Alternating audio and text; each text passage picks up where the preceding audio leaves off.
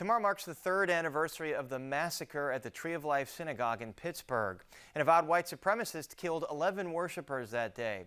Ahead of that grim remembrance, the American Jewish Committee has released a report on the state of anti-Semitism in America. Among the report's key findings, 1 in 4 American Jews say they've been targets of anti-Semitism in the last 12 months. 4 in 10 American Jews have changed their behavior out of fear. 4 out of 10 of all Americans have personally witnessed anti-Semitic incidents, and 82% of American Jews say anti-Semitism has risen over the last 5 years, while only 44% of the general public believes that to be the case. And joining us now to help unpack this report are Sarah Van Loon, Regional Director for the American Jewish Committee in Chicago, and Holly Huffnagel, the American Jewish Committee's Director for Combating Anti-Semitism, who is joining us now from Washington. Welcome both of you to Chicago Tonight. Thank you. So Holly, I'll start with you. Can we boil down what might be behind this rise in anti-Semitic behavior over the last few years? I think there's several factors, unfortunately, and no reasons justify anti-Semitism, but we're at a moment right now in American history, I think, we're seeing rising economic uncertainty where Jews are blamed or scapegoated. We're seeing a political divisiveness in our country, a lack of trust in government and in our democracy. We're seeing a fading legacy of the Holocaust, where young people today aren't aware of where unchecked anti-Semitism can lead. We are seeing more sources of anti-Semitism today, not just from the far right, white supremacist anti-Semitism, which was what happened in Pittsburgh, but from religious extremists, from the extreme political left. And all of this is really, coming to a head online and on social media, where it is spreading exponentially, and there aren't those gatekeepers and fact checkers. So unfortunately, these reasons together are contributing to this rise in anti-Jewish hate. Yeah, and when you see this kind of insecurity, unfortunately, you see scapegoats, and it always kind of goes down this road. Sarah Van Loon, what's the situation here in Chicago and Illinois? Have we seen a similar rise, and do Chicago area Jewish population feel the same kind of fear?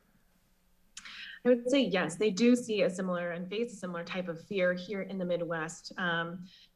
Happily, if you will, I would say American Jews here in the broader Midwest region feel more safe than they do perhaps as they did in May of this year, but still greatly concerning. If you drill into the survey findings for just the Midwest alone, American Jews in the last 12 months increasingly are removing outward Jewish objects. They're not wearing their Star of David, they're not putting on their yarmulke. They're in fact avoiding more places where they can be identified as Jews, not going to synagogue, not going to Jewish community centers. So while we are feeling a little bit more confident than we did this spring, still greatly concerning. Yes, kind of a scary silencing effect here. And that survey mentioned also online, it's kind of rearing its head there. Holly Huffnagel, you mentioned it's coming from both political extremes. From the very far right, we've seen obvious examples of that with Charlottesville and, as we mentioned, Pittsburgh, but also on the far left. So what characterizes the anti-Semitism that comes from the far left versus the far right?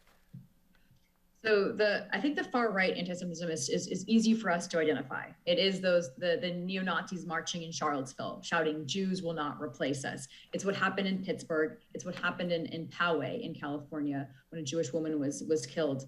So we see anti-Semitism from the extreme political right. In fact, the majority of American Jews see the far right as the most serious threat in the United States. However, this year, we've actually seen an increase in American Jews' perception that the extreme political left poses a greater threat than it has in past years. And I really do think we can point to what happened in our country in May in 2021, when Jews were attacked in the streets in Los Angeles and in New York. And for 72% of American Jews who had heard about these attacks against the community and against in the United States and around the world, 72% of them felt less safe as a Jewish person in America. And yet the general public, the majority of the general public, weren't even aware of these attacks. And I think that's where we're seeing some of the rise in the threat from the extreme political left as well. And Sarah Van Loon, at the other end of the coin, you see comments like we heard today from Chicago's police union chief comparing vaccine mandates to the Holocaust or to Nazi Germany. What do those kind of overly hyperbolic comparisons, how do they affect anti-Semitic behavior? Well, in my opinion, it emboldens them because it diminishes the impact of the Holocaust. And it is its own version of Holocaust inversion and denialism by saying that something that has to deal with public health and the safety of others, to comparing that to mass genocide is completely unacceptable.